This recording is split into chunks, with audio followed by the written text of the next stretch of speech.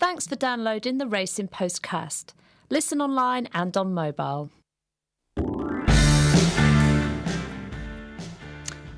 Hello, it's Chris McGrath here. Welcome to Racing Post Bloodstock Postcast. Looking ahead to Royal Ascot, I'm delighted to be joined by Alex Elliott, Bloodstock agent, and my colleague James Thomas. And we're going to have a quick browse through this feast of racing ahead of us next week. Alex, let's start with you. Presumably, this is the meeting that for all your international clients, the one that they most focus on. They presumably come to you every spring, the breeze up time, Fireman Ascot 2-year-old. It's our showcase meeting, isn't it? Oh, very much so. The pinnacle of the game, I think, apart from maybe the Derby, and it gives everybody a chance to. They do come from each corner of the globe, and everybody is focusing on this week up and coming, and thoroughly looking forward to it. Yeah, and as you say, they come in all different shapes and sizes for Ascot, different flavours of horses. You can't go out and say, buy me a Derby horse. Well, you can, but it's going to be very expensive. Anyway, no, it's even this week. Trying to find horses for this week is extremely difficult and extremely hard, and it's satisfying when you do stumble across a horse or the horse stumbles across you. And yeah, people from Hong Kong, from the States, from Australia, from everywhere, and no, looking forward to it. And your brief is presumably, I don't want a social runner, I want a horse that's going to run well. I mean, it's quite a pressure brief as well. Oh, yeah, for sure. And I think if you're spending a little money, then you're very lucky to get there. And I think if you're spending an awful lot of money, then you're extremely lucky to get there as well. There's no written rules to it, as we all know. Yeah. James, you've covered a lot of the breeze up sales for us this year. It's been a mad market in a way, hasn't it? It's been very, very strong. Do you often find when you go to see who's bought the top lot that they're talking about Ascot, it's always in their mind? I think if you spend a six-figure sum on any breeze up horse, the first thing on your mind is going to be the Royal Ascot, because it's the first kind of big meeting of the year where the 2-year-olds get to show what they can do. So, yeah, I'd imagine if you spend the kind of sums that some people have this breeze up season, Royal Ascot's the very least you'd expect, I'd imagine. Yeah. Alex, sometimes these breeze up horses, they've obviously been cooked up for the sales. Sometimes they need a break afterwards. Is it possible to tell those horses at the sale when you're looking at them how they've been prepped, whether they're going to be able to kick on and be trained for Ascot, or whether they're going to need a break? Can you tell that in advance, or is it something you can only see afterwards? You can tell, but I think the good horses generally can overcome that. It's like when we watch horses in races, they generally overcome ground, they generally overcome traffic problems. The good horses get there, and those good horses that go to the breeze ups, they look good, they do a good time, they vet well, they show themselves well after days of showing. They don't get annoyed with it all, and then you'd like to think that after one run, if they're still coming through that, then they're going to get to Ascot, and it's just noting which ones are able for and which ones aren't. I think you can tell personally, and obviously you get the horses that do show up well, and then let you down, as a few can. Yeah, of course. Well, last year the two joint top lots at Doncaster both won at the Royal Meeting, and I think we've got 3 of the winners of 2-year-old races last year coming back as favourites for Group 1 races this year. So that's a measure of the kind of quality of 2-year-old racing we're looking at. You couldn't find one at the breeze ups, but you found one since, I believe. Yeah, no, it was George Scott and I had an order for a horse at the breeze ups, and with the money that we had, it was very hard to buy exactly what you wanted. I mean, if you've got 20 grand, you always want a 30 grand horse. If you've got 2 million, you want the 3 million pounds horse. It's. I think everybody always wants more. And we sort of sat back after Arcana and thought, we've got this budget, and it was actually Roger O'Callaghan of Tally-Ho Stud who said to me, "Have you seen this horse?" And because he was by Windsor Knott, who Tally-Ho stood at one stage. And I said I had seen him after his debut, but I thought he'd been sold. And he went, no, he ran yesterday. So I looked it up, and he was second to Black Sails in the Curragh.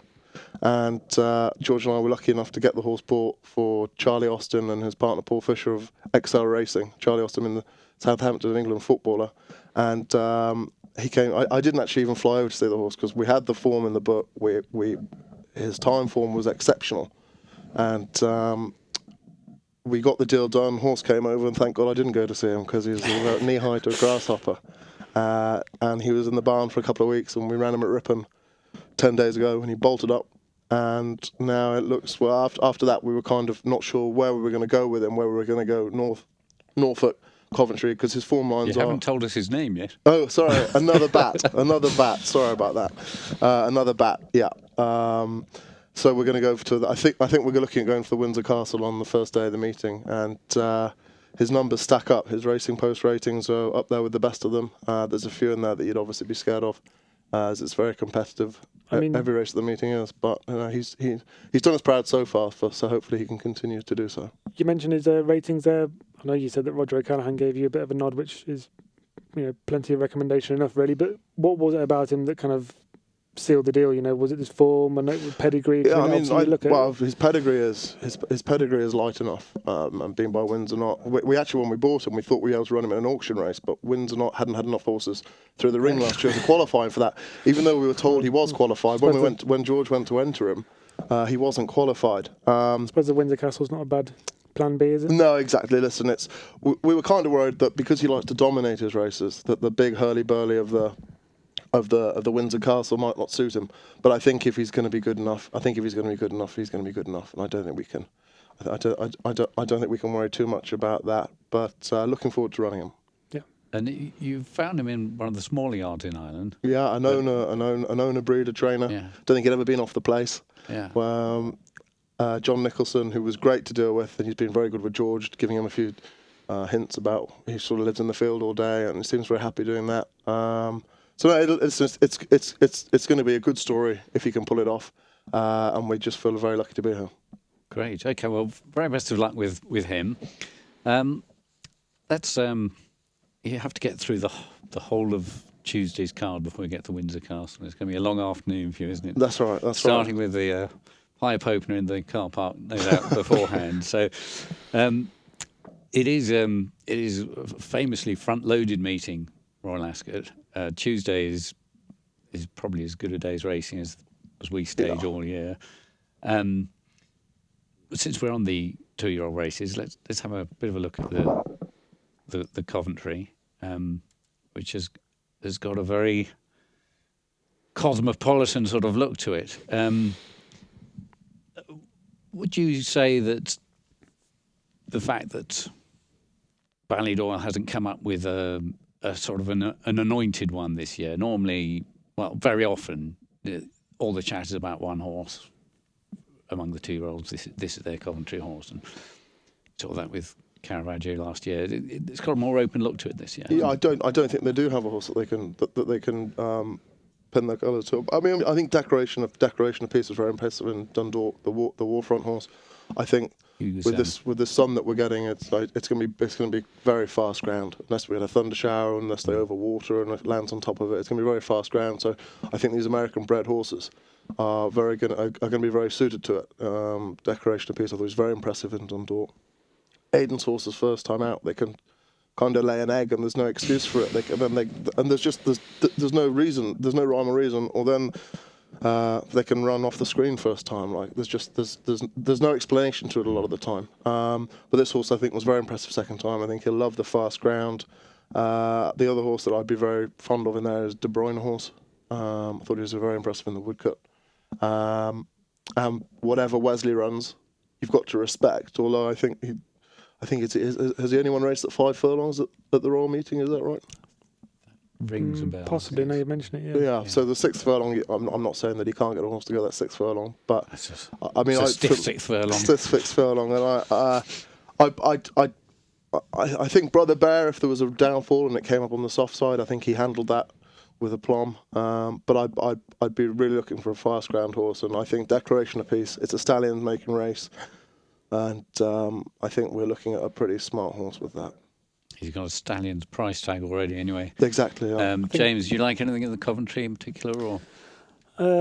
Well, I mean, I suppose the first thing to touch on really is that you say that Ballydoyle doesn't look like it has a real standout. Obviously, we only need to look as recently as the Derby to see last time they didn't have a standout there. No, look how that turned out. So, I mean, you certainly wouldn't want to be putting a line through any of them. I mean, obviously, there's plenty of interesting runners in here. The likes of Wesley Ward's bought Arawak, who is owned by Coolmore, by Uncle Mo. I don't think Uncle Mo's had a winner at the Royal Meeting, has he yet? I can think of. No, Very I'm not few sure Jed chances. has many obviously. runners, if No. any. No. I'm sort of with you there, Alex. I do like the De Bruyne horse. I thought he looked really good at Epsom. At this stage, we've seen kind of so little of all the potential runners that it's, your shortlist could still be longer than the final declarations will end up being. So, yeah, I'm going to sit firmly on the fence for the time being, I'm afraid. I think at the minute, with whatever Coolmore back in the race, it's going to be the horse that's going to go closest. Yeah. I mean, it's hard a week out to say where the money's going to go, but I think if the money came for Declaration of Peace, he's going to be the horse that they're going to, or for them. They have another horse called Murillo. I'm not sure what he's going to go for, but he beat a horse that I know is very highly rated called Wolf of Baggot Street. Who was actually in the Another Bat Maiden and Romanised Maiden at Navan, and he came back. He was one of those. He came back and he beat Wolf of Baggot Street. So he could be another horse, one of many. Yeah. I think what's interesting is looking at the Ballydoyle entries or the Coolmore entries in the Coventries, how reliant they are on US sires, which is something we've seen plenty of in the 2-year-old races at Ascot over the last few years. Well, indeed, and it's there's partly in their search for an outcross to Galileo. Obviously, Galileo is not always going to produce a Coventry type of 2-year-old, and they've got quite a lot of eggs in the Warfront basket, it seems, and tragically they had a lot in Scat Daddy's basket too, and that's why it'd be super to see Caravaggio kick on. We'll come to him in a while, but Murillo obviously a bit of a legacy horse if he could do the business. Just on that theme, last year there was a bit of a revival of American-bred horses, including horses trained in America, such as Tepin, and that extended beyond Ascot. Do you see signs of regeneration, reintegration a bit between the bloodlines, which have become a bit too separated, in my view, over the last decade or so? I think there is a lot. I mean, Coolmore have reached out, as we said, they've reached out and they've come across Scat Daddy and they've come across Uncle Mo. And I think it's always been that, but I think maybe the Galileo. I think maybe Galileo's just accentuated it himself because he's been so far superior over here. But I think if we look, I think it's quite interesting that the Australians have kind of slowed down bringing their sprinters. But with Caravaggio, as you say, and Scat Daddy, I don't think we're in any danger soon of losing that American speed. Mm. James, you've seen a lot of spectacular breeze-up pinhooks this year that have come quite cheaply from Keeneland. Do you think people in the game are beginning to look west a bit more? I mean, if the results from this year's breeze-ups are anything to go by, I would say absolutely. And, given some of the quite staggering pinhooks we've seen this season, you can only imagine that plenty of people will have already booked their tickets to Keeneland in September. So, yeah, I think, these things come in cycles, don't they? And it sort of seems we're on a bit of an upward curve in terms of how interested and how invested people are in US size and US bloodlines. I think the situation deteriorated after they abandoned the synthetics experiment, which in the end I came around to the view that they were right to do so. But we had got it into our head that, great, dirt races are now turf races in disguise, and so we were winning the Breeders' Cup Classic with Ravens Pass and so on. And since that time, we haven't been running our turf horses at the Breeders' Cup on the dirt at all, really. No. So I think that's what's important about a meeting like this, an international meeting that brings people to a race like this, brings people within the business to start thinking in broader terms of what bloodlines can do and not to be so pigeonholed. Sure, but I think seeing the Americans like tap in last year, I wouldn't have really fancied her. I think seeing those horses, another can of worms that we can always open, but it's probably we haven't got long enough to go down. Is the medication. I think that's the big thing. American Patriot coming over. He's a son of Warfront. He's won a Grade 1 on the turf in the States, but coming off the medication, can he replicate that? And I think that's got a lot. I think personally, that's a lot more to do with.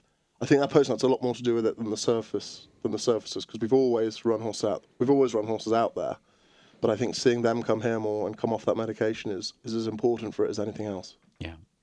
Speaking of which, you've just mentioned the Australian raids drying up a bit. Anecdotally, do you hear any concern from the Australian industry about our sort of more stringent approach to medication? Or? I haven't heard it. I don't really do any business down there. And I don't really have that many Australian contacts. But you read a certain few blogs, trainers' blogs. They're always quite Mentioning interesting. no names. Yeah. They that sort of gets you thinking. But as I said, the medication box of worms is a big one, and maybe we shouldn't open it today. Wesley Ward's record here is remarkable. That again is a bit of a cultural difference, isn't it, James? Horses in America, it's a bit like, people say, pets resemble their owners and so on. If you send a horse to Wesley Ward, you know what's going to come out the other end. If you send a horse to, mentioning another trainer, Mark Johnston, for instance, you know what type of imprint you're going to get at the end of it. You notice Wesley Ward has got a European turf-bred horse there who's won on debut by 7 lengths or something. A Camacho, was it? Yeah, that's right. Elizabeth Darcy, I believe she's called. I mean, I think her race record and her kind of profile suggests that, people like you and I may look at the sires, the progeny of which sires he brings over. He's got a couple of Scat Daddies this year. There's a horse by a stallion called Trap Shot, who I can't profess to know a huge deal about. Uncle Mo, that type of thing. I think the fact that he's got Elizabeth Darty in there, who was bought at Goff, she's by Camacho, proves that it obviously is very much type that he buys on and a model that he's looking for. You'll see that when his horses are in the parade ring, they're all enormous. I think it was Lady Aurelia last year, absolutely dwarfed everything else in the paddock, and the same with Acapulco the year before. So you know what you're going to get with him. They're all going to be absolutely enormous, and it's very hard to quantify what we're up against when he brings these horses over. Yeah. Really. It could be type, it could be preparation as well, nutrition, all kinds of things. We're going to take a quick break now, and we'll be back shortly looking ahead to some of the other big races next week. Thanks for downloading the Racing Postcast. Listen online and on mobile. Welcome back to the Racing Post Bloodstock Postcast, looking ahead to Royal Ascot with Bloodstock agent Alex Elliott and my colleague at the Racing Post, James Thomas. Guys, we've got such a feast of racing next week. It's hard to know where to start, where to stop. But we were saying how it starts with a bang. So why don't we have a further look at Tuesday? Ribchester, odds-on favourite. He sort of bestrides the older horse mile division. Alex, what did you make of his run at Newbury? And that was to me, he seemed to get the run of the race. And I thought he was very impressive, but I think he was very flattered as well. I don't know. I think he relished the ground. Richard says he's going to go on any ground, which is right. If you look through his form, he does. But I just think he was very flattered, and even money odds on. I think I'd be looking to find an alternative in the race. The horse I've always loved is Lightning Spur, even as a yearling when he was sold. He's a beautiful horse. He's by Pivotal, which people say they usually want soft ground, which is pigeonholing him a little bit because in California I do a lot of work. Pivotal is very sought after, and they basically race on concrete out there. And he's out of a Royal Academy mare, so I think the faster the better for him. I see they've purchased Dutch Uncle to pacemake for him, and I think it's, even though you could say he's had a lot of chances. He was very good in the Summer Mile last year, fast ground. I think if it all goes to plan, David Simcox, a great trainer, not only of everything, but especially a late maturing horse. And I'd be backing Lightning Spear to beat Ribchester personally. Lightning Spear ran in the race last year again. Tepin. Soft ground. I think that was his first start for David as well, wasn't it? Yeah, I think so. And yeah, that was a very eye-catching run actually, because the race sort of developed ahead of him, and it certainly showed he belongs at that level on his day. An interesting horse. Anything else in the race you give any chance to, James, or are you very much a... I am very much a Ribchester fan. I think I can't really personally. I mean, I appreciate at the prices you could make a case for a couple of others, but I think if you take that out of the equation, personally, I'm of the opinion that I can't see any reason that Lightning Spear or anything else would reverse the form with Ribchester. I think he looked very, very good at 3. His second run at 4 in the lock-in, he looked even better. You know, they ran a pacemaker in that race because they thought that's what he needed. That didn't go to plan, and he proved that he was head and shoulders above everything else, even without that. So I think however the race plays out, he'll be fine. Whatever the ground is, shouldn't be too much of a worry. In terms of kind of lurkers that, you know, could potentially improve past him, I'm not really sure there's anything in there with the right kind of profile, really. I mean, it's quite interesting. Deauville being supplemented has been running over further. Yeah. I think, as you say, that the fact that Ribchester's been turned into a horse you can set your clock by is such a huge credit to Richard Fye. If you remember his first run last year in France, he looked at a quirky sort of horse. He looked like a horse who could go the wrong way, and I think he's an absolutely terrific advert for Richard. You know, we know he's a winner factory, but this isn't It's a cut above his usual horse, and they've given him a chance. Yeah. And to me, it beggars belief that, you know, maybe they've sent him 24 yearlings at last autumn that haven't surfaced yet. But I'd be surprised. I don't know what else he has to do. But it certainly shows the wisdom of the policy of keeping their purchases with their existing trainers who know them inside out. Now, moving on to the 3-year-olds at the same trip later on the card. Again, we've got an odds-on favourite in Churchill. In the St James Palace, ideally, you want it to be a kind of a divisional kind of decider, you know, combining belts. But we haven't got a French Guineas winner in this year, and obviously Churchill won at Newmarket and at the Curragh. So looking at the betting, James, people are pinning their hopes on a horse who's already beaten to make things interesting. Yeah, absolutely. I mean, I think, you know, the first 2 in the betting filled those places in the 2,000 guineas, and it's going to be really interesting to see how this race plays out, given that it looked like tactics played such a key role in the way the 2,000 guineas was run and won, given that, you know, Barney Roy didn't handle the dip. He took a bit of a stumble, and by which point Churchill, who'd kind of made his headway up the rail, was away and gone, and, you know, not for catching. A stiffer track, if they get a stronger pace, I think it's certainly not beyond the realms of possibility that Barney Roy could reverse the form with Churchill. Would you agree? Not for me. I think Churchill's the next coming. I really do. I think he's got the looks. I think he's got the performance. I think he's going to go mile and a quarter later in the year. I think I'll never forget when Ryan jumped off Minding after the Fillies mile. He had this beam across his face that he'd set on something special. I think every time he rides this horse, he feels the same thing. And I know that Cornwall go on about the heir apparent with Australia and stuff like that, so I just got a very, very good feeling about Churchill being able to do it at every level. And I think everyone will look for every reason for Barney Roy to do him, but he's just one of those horses that gets it done. I agree. If you think back, he broke his maiden in the Chesham last year, didn't he? And he had this big reputation, and you thought, well, that was a bit workmanlike, and so it carried on all through the year. But I'm reminded of something you said earlier on about the breeze-up horses, the ones that give you no trouble, that just go on, keep doing what you ask them to do.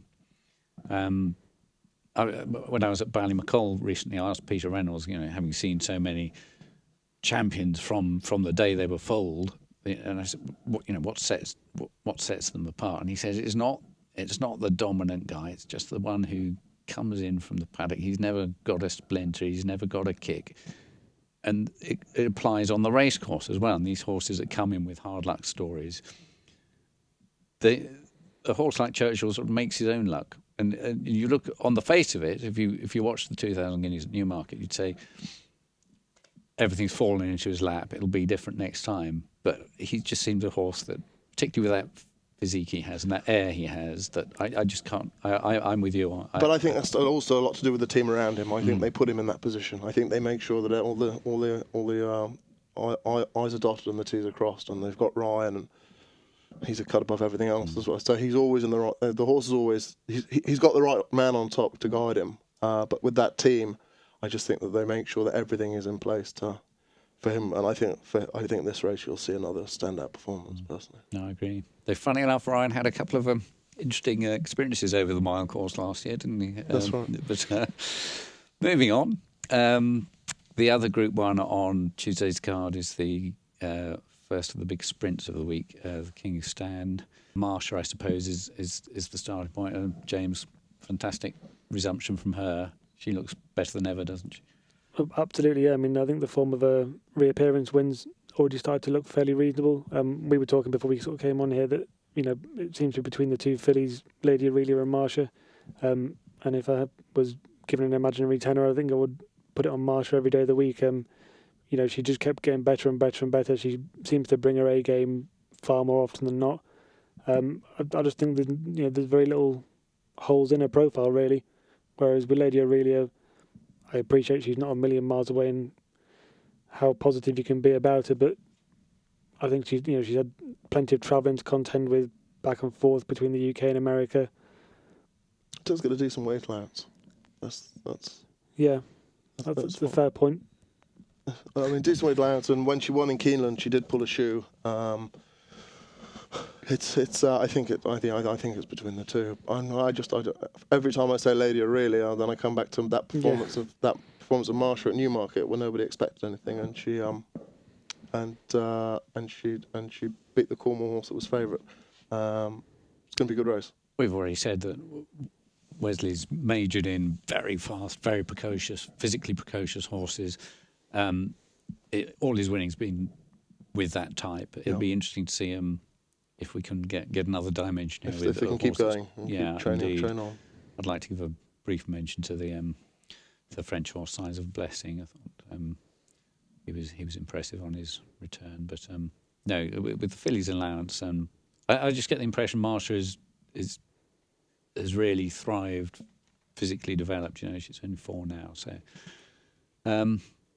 Right, we are inevitably, with so much to look forward to next week and so little time, we haven't got that much time left. Is there anything later in the week that either of you guys would like to tell us you're most looking forward to?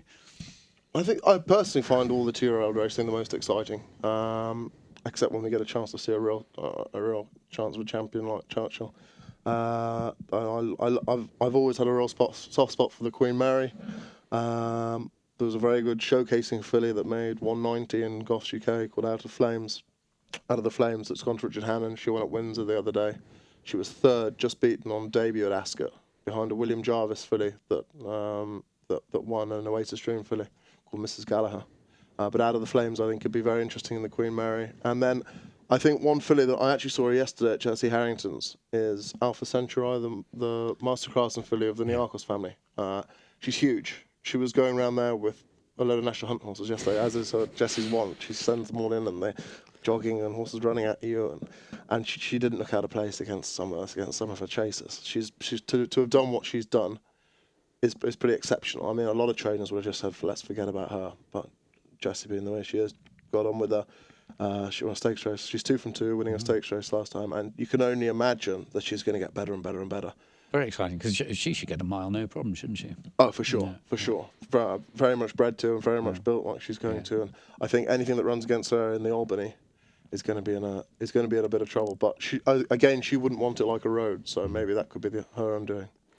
She's going to be an issue next week, isn't it? Looking at the forecast for the weekend. Yeah, it's plenty hot enough today, and I think the forecast is for it to be like that up until into the middle of next week. So yeah, there'd be a bit of a question mark over whether she's going to go or not, which leads me nicely onto my one for later in the week, which will probably be music to your ears. Black Sails, the horse that beat another bat. I think should Alpha Centauri not turn up in the Albany, Black Sails are going to have a really good chance. She looked good when she beat your fella. I would agree with you. Joe Lyons has been very high on her, and to beat another bat on debut like that at the Curragh, I think was an exceptional performance. And Joe's not often far off the mark. If she shows up, she'll run well. Yeah, great. Well, for myself, I'm really looking forward to the Commonwealth Cup, which is a race that's, it got a head start by giving the Group 1 status, but boy, has it earned it. It's really found a niche, hasn't it? Arguably, it's weakened the Gold Jubilee a little, but it's given these developing sprinters a massive chance to keep progressing and not to have their heads smashed in by older horses. And look at the field we've got this year; it's absolutely fantastic. Caravaggio, as I say, I really would love to think of him as an heir to his much missed sire. I think it'd be great if he could. Obviously, we lost Holy Bull earlier this week. He's out of a Holy Bull now, so indeed. I think it would be a double whammy. And Harry Angel obviously looks exceptional as well. See Dreamcast listed in the race, still a very interesting horse there. Which camp are you in for the Commonwealth Cup? Is it Caravaggio? Oh, very much with my heart, Caravaggio. I'll be with you though. But possibly with my head as well. There's plenty of room in there for other things besides. On which cheerless note, thanks very much, guys. Looking forward to next week. Very best of luck with another bat, and indeed at the London sale on Monday. Yeah. So your week starts early. That's right. Thanks very much. Thanks, Alex. Thanks, James. Cheers. Good luck, everyone.